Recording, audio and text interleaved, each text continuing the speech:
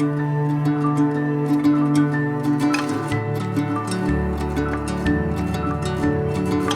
guys, Nick here from Hidden Valley Bushcraft, and today we are going to be stripping it back once again and taking a look at the fundamentals and the billy basics of what it takes to pack a bag for an overnighter in the outdoors. Let's get into it. So right before we go ahead and get into this, I just want to say make sure you hit the subscribe button and like button, guys. It's very important to us to keep things rolling. Obviously got a few things for you to see today, and I think we're going to start with what type of bag. The bag I'm going with today is a very dear friend of mine. Okay, this has become something that I've used now for well over 10 or 11 years.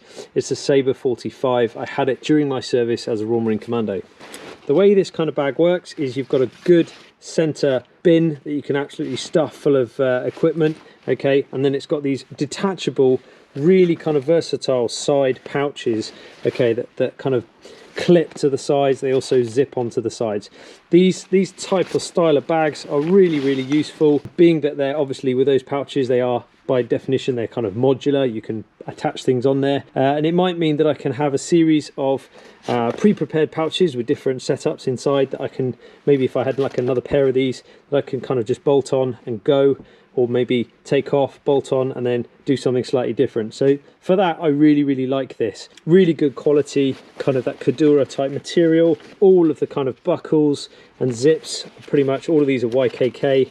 Okay, so everything's in really kind of good nick, everything's good condition. It's got that really kind of good quality spaced out design here, so that it's probably a bit better than some of the more modern designs I keep seeing, where these two come into the center and are kind of stitched over together like that. So this sits really well on the back. You can see the way I've kind of kitted out a few things. I've got a spare carabiner on here, and my pace beads, which I will get into in a navigational video.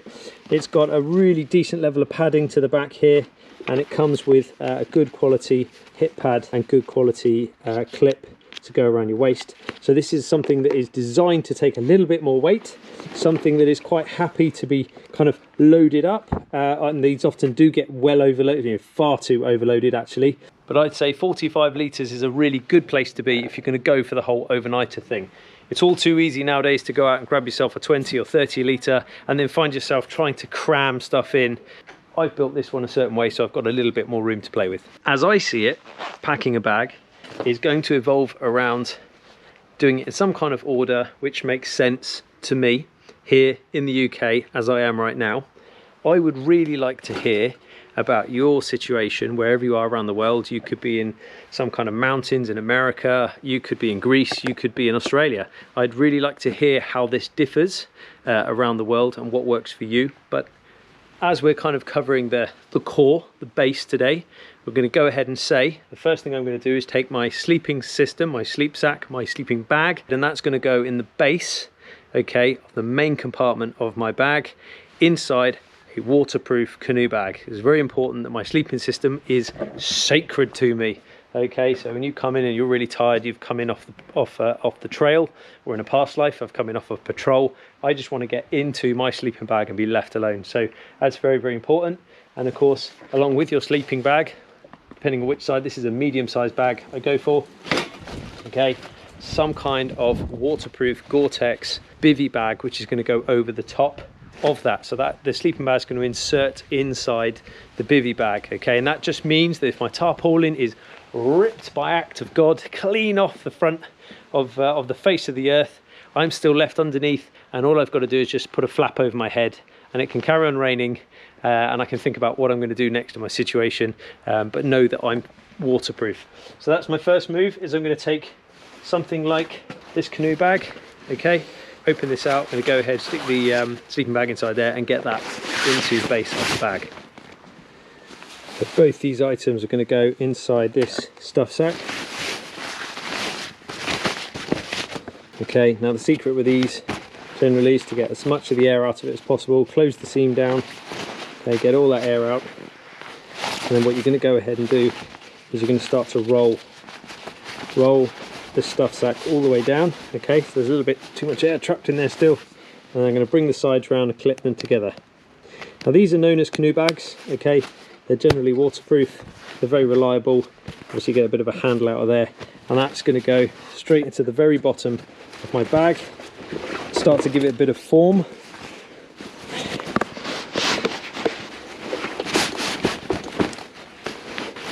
Just after my sleeping bag has gone in, okay, if you look carefully, it's got like another pouch down the back here, and that's where my Camelbak or hydration pack is going to go.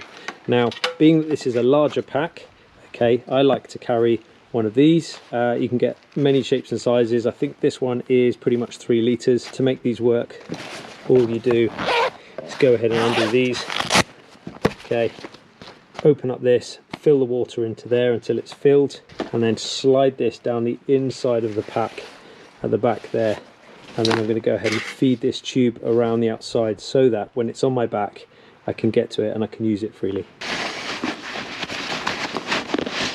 And just sit down into there like that. Okay, so now I've got hydration pack and sleeping bag.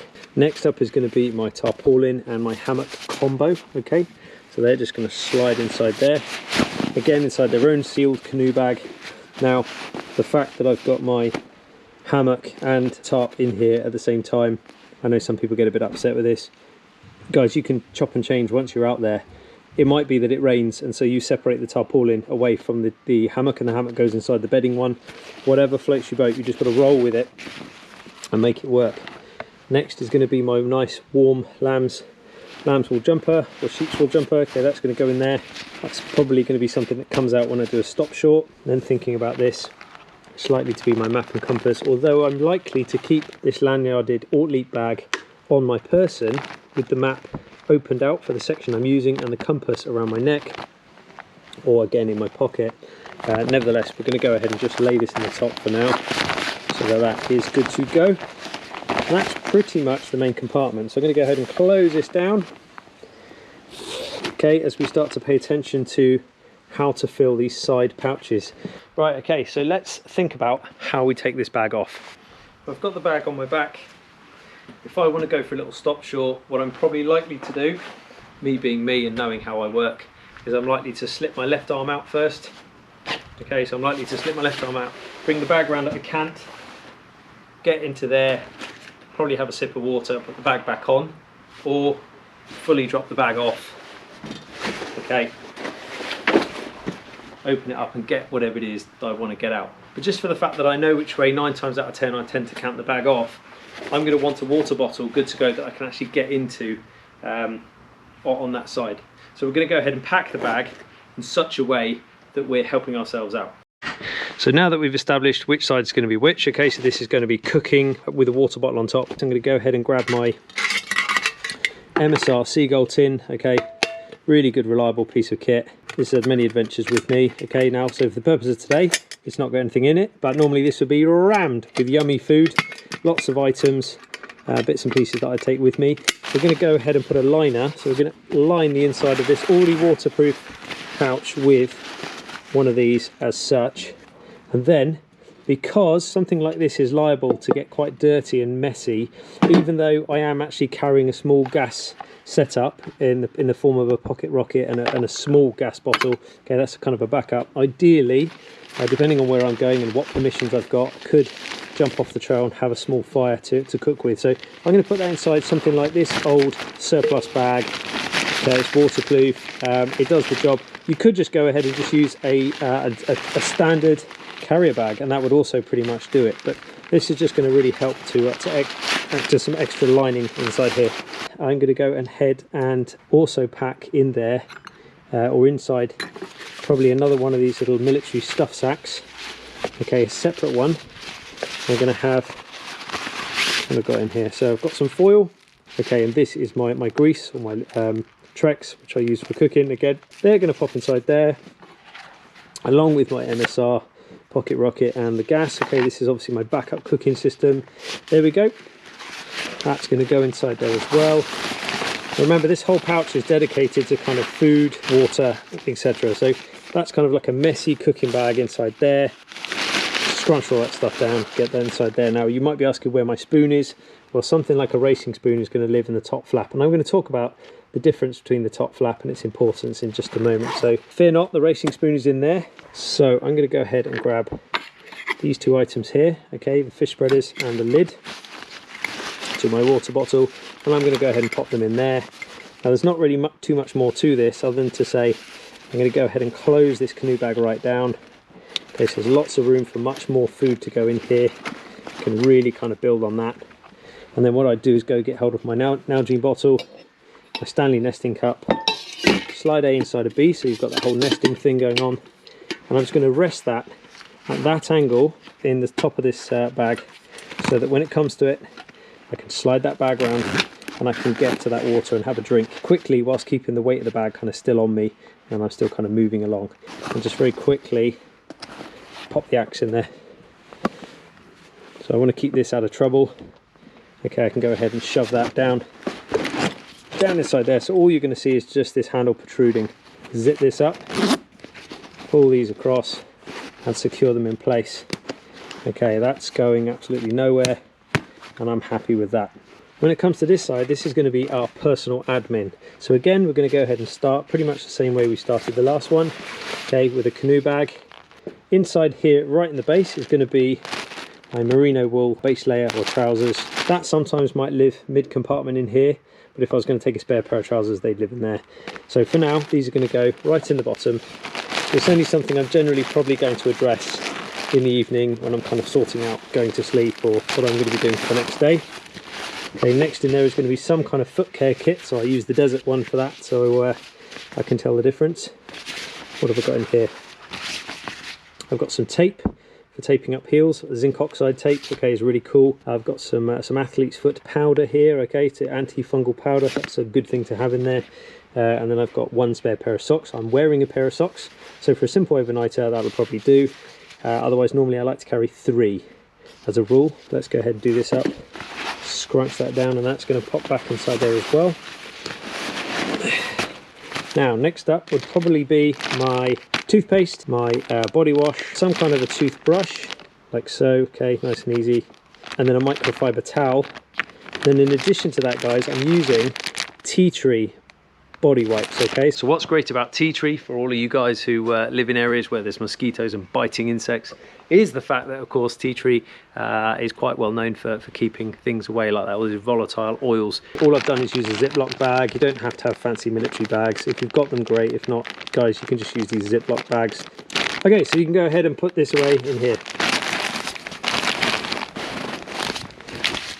As I said, microfiber towel is going to go inside its own little stuff sack again.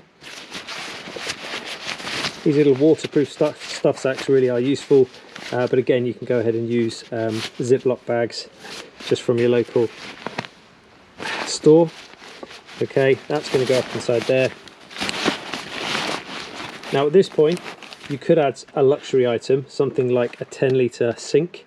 Okay, this Sea to Summit sink has been very useful over the years. It's completely black on one side and it's this colour on the other. I used this last in South Africa. I hung this up in a tree and used it to have a wash with. So that can either go inside there, or because it sits on a belt, okay, you could even, if you really wanted to, just go ahead and clip that through there. You can use it for collecting water. You can use this thing for a number of things. It really is quite a useful, what I class as a luxury item. You don't have to have one, but they are helpful. Okay, I'd go ahead and close this one down. Close this right down now. Pop this away. And now I've got this kind of, because of the way the lids are shaped, you've always got like a void in here. Yep, you've guessed it, Crusader Mug. And another cheeky litre of water. You can never have enough. So I'm now technically carrying 5 litres of water. That's 5 kilograms. I could also go ahead, and sometimes it's a good idea to just make a small hole in here. These are a new set, so I haven't done it yet. Clip these together, okay. Pack them down inside so they're easily accessible. Okay, and then clip the lanyard onto the side of here, or stick them in your pockets, or probably more likely just tuck them just up underneath the top flap here. Pop them up on there. I know where they are. If I need them, I can grab them quickly. Cool. Okay, so it is obviously quite important that the things we're going to need to get to quickly, or the most, need to be most accessible. And that's kind of the way that we've packed this bag and the way we've kind of thought our way around it. It goes without saying, numero uno item, your Ifak, your individual first aid kit. Now, it might be that you want to attach something like a tourniquet to the Velcro part here, or something you might need for an upper limb injury you need to get to quickly, and you can do that on your own. Or it might just be that you have an integral first aid kit like this, like a homemade one, with all the stuff that works for you and the stuff that you're going to use on yourself, etc. That could just go ahead and live inside the top flap. So let's go ahead and take a look what's inside the top flap. So obviously this would be going in here for a start. I've got a whistle on here, the racing spoon I spoke about. Okay, torches 1 and 2. So I've got a head torch, and then I've also got a regular torch with a red filter on. I have got a cold weather hat and a snood, or a kind of a neck covering, okay, inside this little canoe bag here. And I've got some, this is another veteran owned company actually. This is a, so I've got some hand gel, which in the COVID based world we live in now, might not be such a bad thing just to stay clean. So that's kind of all that's going in here at the moment. There's the things I might need to just grab pretty quick. Obviously the spoon. There'll be Royal Marines across the globe screaming at me for not putting the spoon in such an easy to grab position. Okay, just make sure that little tab is pulled over. In training, I had a pretty sadistic sergeant who took great pleasure in absolutely hammering us if any one of us was found with like a zip on show like that the weather could get into. So I take great pride in making sure that these are down at all times. If he's watching today, hello H, nice to see you. Okay, next up we're going to have a look inside the top flap. So let's just leave our gloves there for a second, and you can see there's this mesh inside here. So things you're typically going to find in here usually are something like spare batteries, okay, waterproof match lighting, fire kit, live straw, mosquito repellent, sewing kit, the mighty Camelbak bag, okay, for water filtration and aiding with that purification process, okay, once that's boiled. And then a spare shoelace. I never go anywhere. Many of you who've watched my videos now will realise I often have a lace in my pocket, and it comes in very handy in almost every video. So we'll go ahead and pop all this stuff back in here. The order doesn't matter too much as long as I know what's in here and I can find it in the middle of the dark. Normally I have a little beta light that connects on there, and I can use that to light up the inside of the bag, but the battery's gone on it, so on my to-do list, guys. Okay, then I'm going to go ahead and just shut this down again and just clip that on there. Everything's fairly neat and tidy. You'll probably also notice I've taped up these because I'm happy with their size. There's not too much that's going to get kind of caught and snagged on here. You could go ahead and get a rain cover that goes over the whole thing. I find the benefits of rain covers is not actually as a rain cover. They tend to always let you down at some point. It's more the fact that when you're pushing past undergrowth in pine forest or something like that, everything just kind of brushes off of there a lot better than maybe getting caught or snagged on things. As a whole, this is a very good bag, and I haven't had much snagging going on with this in the past. Next comes the big conundrum. Okay, whether you're using a fixed foam roll mat of some sort to sleep on, or maybe you're going with one of these kind of fold down ones, okay, you can get all the air out of. You can really fold these up and work these quite hard. Some of them are so small you can actually fit them inside, and of course the way we've put this together today is by no means exhaustive, so I've built in plenty of room for you to adapt and improvise and put your spin on your part of this world that we live in. But the fundamentals are sleeping bag, something to sleep under, any kind of additional clothing items or warm kit. Obviously the map and compass would be on me when I'm actually out there and going, once I've actually left the safety of the harbour area or the house or wherever it is you're starting from. And then you've got all of your cooking stuff on one side, all of your personal hygiene stuff on the other. Okay, so cooking, personal hygiene separated in 2 pouches. Our luxury item was a kitchen sink, but how to fix this on here now? What we tend to have is this elastic on the front. If you look at the way this thing's been designed, it is entirely possible to go through there, so 1, okay. It's also possible you can go 2 through this piece here. Okay, so that's 2, and then you can use the piece on top to make a 3rd. That is not going anywhere. However, look at the profile. Now the profile has greatly changed the profile of the bag. I now have this big bulky item sticking out this way. There's nothing to stop me taking all of this off,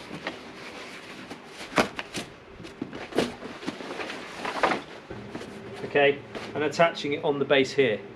Now, I've seen a lot of people do this in the past. I'm neither here nor there. Sometimes I've taken the opportunity to extend these and attach it down one side. Occasionally I've used fold away ones. I would really like to hear, my question to you today, you guys at home, where do you put your roll mat? Is it an integral one? Does it live on the outside? How do you go about? Does it attach up underneath? Or maybe you're one of those people that goes for the whole kind of sticking it across the top. As a former commando, it was imperative that we did as much as possible to kind of change our outline or break up our shape. That doesn't matter anymore, so I really could go ahead and put this thing wherever I feel like putting it, but it's what's optimal for you at home and where you are. I personally have no qualms with sticking it on the back like that.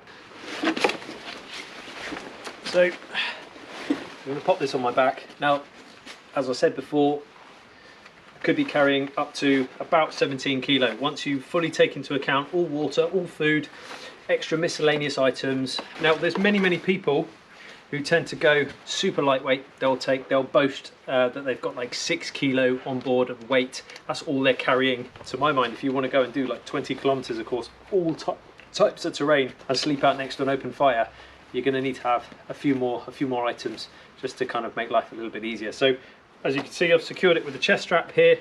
I've got a waist pad on. The weight is now sat very much against my back. Obviously, we spoke about that whole profile thing. You can see the depth that the sleeping mat gives me. Again, I'm not too worried about that. That's not the end of the world. And if I did have a rain cover, I'd go ahead and put that on there.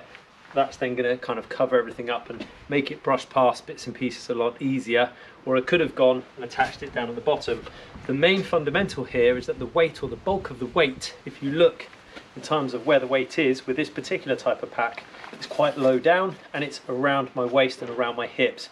I'm very comfortable carrying larger amounts of weight in that way. Some people will swear blind that they prefer to carry weight loaded up on their shoulders, up top like that. Personally, I'm one of those people. I like to carry it down here around my waist. It's what I'm conditioned to do as a Royal Marine. You're usually carrying 32 pounds of kit around your waist and then your rifle on top when you do all of the commando test, your assault course, and of course, far heavier loads when you're actually out there doing the job for real. So with that in mind, I'm quite happy. Just to give you that demo I was talking about earlier, okay, so I might want to stop for a quick drink. I could just swing this round here, bring this into this little pocket, so straight away I've got access to the side, and the first thing looking at me should be my Nalgene water bottle. Okay, I can take a sip, and then it's quite easy to go ahead, slip that back into the nesting cup, he says, close this down again, okay, and it's still on my person, swing it back round, and I'm carrying on where I'm going. Or it might be that I've got to stop, deck the whole bag, okay, drop it down.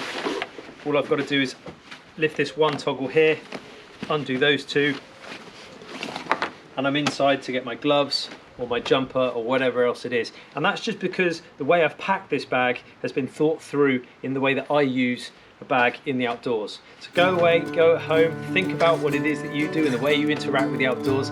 Let us know in the comments box below. Answer my question for me if you can. I'm Nick Goldsmith from Hidden Valley Bushcraft. Thank you so much for watching today, guys. See you again next week. Bye bye.